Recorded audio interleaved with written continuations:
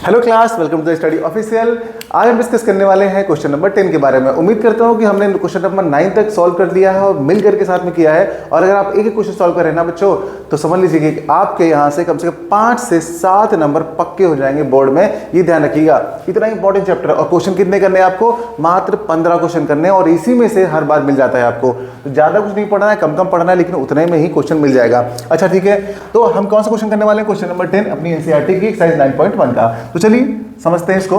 To poles of equal heights are standing opposite each other on either side of the road, अच्छा, which is 80 metre wide.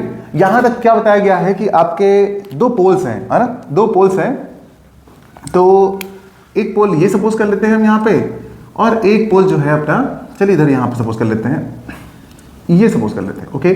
और दोनों पोल जो है जमीन पर ही, लेकिन बीच में से एक रोड जा रही है। ये जो रोड जा रही है ये है अपनी रोड, ब्लू कलर से जो मैं बना रहा हूँ ये है अपनी रोड। और एक रोड के इस तरफ पोल है, एक रोड के इस तरफ पोल है। तो दोनों पोल हो गए अपने। अब इस पोल का नाम दे देते हैं, इसका नाम है ए बी पोल और इसका नाम है सी डी पोल, ठीक है ना। ये दो पोल्स हैं, बढ़िया, ठीक है। अच्छा, अब ये कह रहे हैं उसके आगे कि ये जो इसकी विड्थ है रोड की, ये 80 मीटर है बच्चों। तो हम 80 मीटर बना लेते हैं यहाँ से, 80 मीटर। अच्छा, यहाँ तक एक बात आपको समझ आई ना? जितना बोला इन्होंने उतना हम लोगों ने कर दिया, ओके। आगे बढ़ते हैं। From a point between them, यानी इनके बीच में कहीं पर से भी एक पॉइंट ले लिया जाए। And the angle of elevation of the top of the poles are 60 and 30 respectively. यानी इस पूरी रोड में कोई भी एक पॉइंट कहीं से ले लो, एकदम बीच में नहीं, इनके बीच में कोई भी एक पॉइंट कंसिडर कर लो, ठीक है। तो हम सपोज कर लेते हैं कि यहाँ से मान लीजिए यहीं पर एक पॉइंट है, ऐसे ही मान लेते हैं यहाँ पर एक पॉइंट है, ओके। अब इस पॉइंट से इन दोनों के टॉप को मिलाइए, तो यानी कि इसके टॉप को आप मिलाएंगे तो ऐसा कुछ आएगा, और यहाँ से इसके टॉप को मिलाएंगे तो कुछ ऐसा जाएगा, ओके। मैच हो गया अच्छे से। अब क्या होगा कि ये कह रहे हैं कि यहाँ से 60 और 30 बनेगा रिस्पेक्टिवली, लेकिन आप कहोगे सर 60 30 किसको बनाएंगे? तो देखो ध्यान से, आप जैसे कि मान लीजिए आप ऐसे खड़े हो, सामने किसी को देख रहे हो, तो आप हल्का से देखोगे, हल्का से उठा के देखोगे तो कहोगे अच्छा ठीक है, थोड़ा सा एंगल बना ना। लेकिन एकदम से ऊपर उठा लोगे तो कुछ ज्यादा एंगल बन जाएगा। तो आप यहाँ पे खड़े हैं, आप सोचिए ज्यादा आपका सर किसमें उठाना पड़ रहा है, इसके लिए किसके लिए? आप जिस बिल्डिंग के ज्यादा करीब होंगे ना, उसमें कुछ ज्यादा ऊपर से देखना पड़ेगा, बस। तो ये आपको साफ साफ नजर आ रहा है कितना, 60। तो यहाँ पे लिखेंगे 60, और ये वाला कितना हो जाएगा? ये हो जाएगा आपका कहाँ गया 30, तो 30 डिग्री हो जाएगा, बस। आपको एंगल्स मिल चुके हैं। अब क्या चाहिए? हाइट आपसे पूछी गई है, तो इसकी हाइट भी h होगी, इसकी हाइट भी h होगी। क्यों? अरे इक्वल हाइट्स है ना, तो जो हाइट इसकी वही हाइट उसकी। चलो बढ़िया। अब थोड़ी सी और यहाँ मशक्कत कर लेते हैं। मशक्कत ये करते हैं कि आखिर यहाँ पे इसकी डिस्टेंस क्या होगी, इसका कोई नाम दे दिया जाए, पॉइंट E दे दिया जाए। अच्छा चलो ठीक है। अब इतनी डिस्टेंस कितनी होगी पता नहीं कितनी होगी, तो इसको आप x सपोज कर लीजिए। अच्छा, कहोगे सर अगर हम ना x इसको सपोज कर लिए होते बाई चांस, तब क्या सही आंसर आएगा, कोई दिक्कत नहीं। अगर आपने इसको x सपोज किया है तो ये कितना बचा होगा? टोटल था 80, और 80 में से x आप माइनस कर दोगे तो बचा हुआ पार्ट ये आ जाएगा। तो ये आएगा आपका 80 माइनस x, ये वाली डिस्टेंस। अच्छा, अगर आप x इधर लेट किए होते टोटल को, तो 80 माइनस x इधर आता, कोई चेंज नहीं आएगा। आप सॉल्व करके देखिए घर में, बिल्कुल आंसर सेम आएगा, ओके ठीक है। यानी रटने की जरूरत नहीं है। अब फिर से वही पुरानी बात, एक ट्राइंगल, दो ट्राइंगल हमारे पास हो गए, दो ट्राइंगल दोनों में लगाएंगे ट्रिग्नोमेट्री। तो चलिए पहले समझते हैं इसको, क्या नाम है इसका? In triangle A B E. चलो भाई ए बी ई के अंदर चले गए हम लोग। अब इसमें क्या लगाएंगे? टैन लगाएंगे। तो क्या होगा? ये वाला एंगल लेंगे और ये वाली परपेंडिकुलर और ये वाली बेस, तो लगा देंगे भाई हम लोग टैन। क्या हो जाएगा बच्चों? Tan 60 is equals to, perpendicular का मतलब कितना है? ए बी, और बेस का मतलब कितना है? बी ई, ठीक है। उसके बाद इसकी वैल्यूज पुट कर दिए। tan 60 कितना होता है? √3, ठीक है। ए बी कितना है? h दिया हुआ है तो h पुट कर लेंगे। बी ई कितना है? x है तो x पुट कर लेंगे। इसको यहाँ पे मल्टीप्लाई कर दीजिए, तो यहाँ पे आ जाएगा √3x is equal to h। इसको दे दीजिए इक्वेशन 1 का नाम, बस खत्म। इतनी सी बात हम समझ गए हम लोग यहाँ पे। तो ये हो गई इक्वेशन 1। अच्छा ठीक है बच्चों, आप बैठ जाओ। तो अब हम क्या करेंगे, इस वाले को भी सॉल्व कर लेते हैं।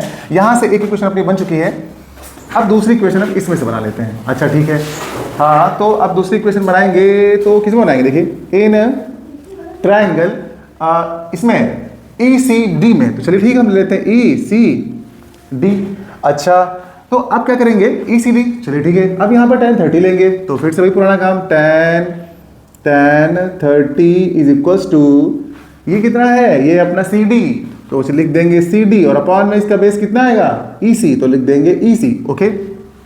Put the value tan 30 1/√3 is equal to CD कितना है h, EC कितना है 80 माइनस x, तो लिख देंगे हम लोग यहाँ पे 80 माइनस x। चलिए वैल्यूज तो पुट हो गई, अब इसको थोड़ा सा सॉल्व करते हैं, क्रॉस मल्टीप्लाई करके इसको उधर भेज देंगे, इसको उधर भेज देंगे, चलिए भेज ही देते हैं। तो ये हो जाएगा बच्चों 80 माइनस x, इसको उधर भेजेंगे तो हो जाएगा √3h। अच्छा, ये कुछ यहाँ मिला था ऐसा और ये कुछ यहाँ मिला था ऐसा। अच्छा ठीक है, तो हमारे पास दो इक्वेशन बन गई बच्चों, दो इक्वेशन बन गई। अब दोनों इक्वेशन में जो आपकी मर्जी करे, चाहे यहाँ से x की वैल्यू उठा के यहाँ पुट कर दीजिए या फिर आप h की वैल्यू उठा के यहाँ पुट कर दीजिए, बस आप सॉल्व करिए दोनों इक्वेशन को, आपका आंसर आ जाएगा। आपने इसमें linear equation in two variable तो पढ़ा ही हुआ है, सब पढ़ के आए हुए हैं यहाँ तक, तो सबको पता होगा कि दो इक्वेशन को कैसे सॉल्व करना है। ठीक है, अच्छा चलिए हम सॉल्व करके दिखाते हैं। यहाँ से h की वैल्यू 3x √3x ना उठा के यहाँ रखने जा रहे हैं, यहाँ पे चलो रखते हैं। तो पहले लिख देते हैं फ्रॉम 1 and 2, बहुत अच्छे, 1 और 2 में है ना। तो क्या आएगा, इसको नोट करते हैं, कितना है ये 80 minus x is equal to √3 लिखिए, ठीक है, इंटू करिए h की वैल्यू कितनी बच्चों, देखिए h की वैल्यू कितनी आ रही है √3x, यहाँ पर कर देंगे √3x।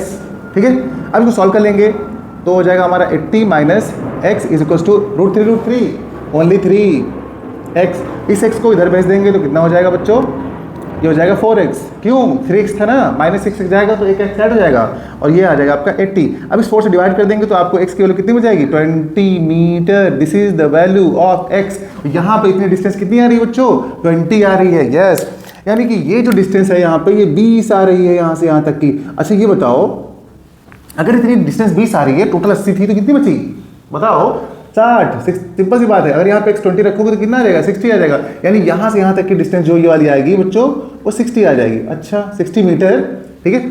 तो दूसरी वाली भी निकाल लेते हैं हम लोग, x की वैल्यू कहाँ पुट कर देंगे, x की वैल्यू पुट कर देंगे जो हमने यहाँ पे डिस्टेंस कैलकुलेट किया था इतनी EC की वैल्यू, तो हम निकालेंगे, एक तो डिस्टेंस आपकी हो गई ये, तो ये निकालेंगे डिस्टेंस कितनी BE, distance BE is equal to कितनी आई 20 मीटर, और दूसरी क्या निकालेंगे डिस्टेंस क्या EC कितना निकला बच्चों अपना, EC निकला है 60 मीटर। बस दो आंसर आपने यहाँ पे बता दिए बच्चों, ठीक है।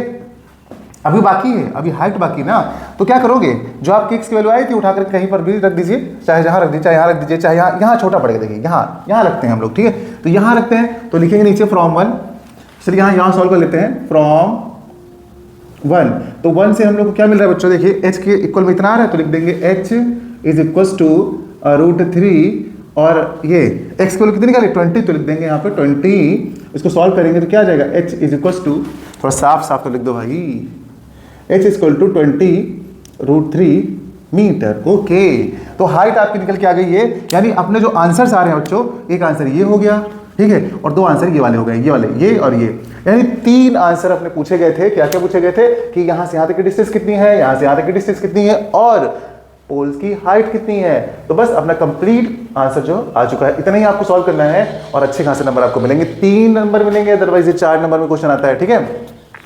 तो समझ में तो आया होगा बच्चों, उम्मीद करते हैं कि आपको समझ में आया होगा।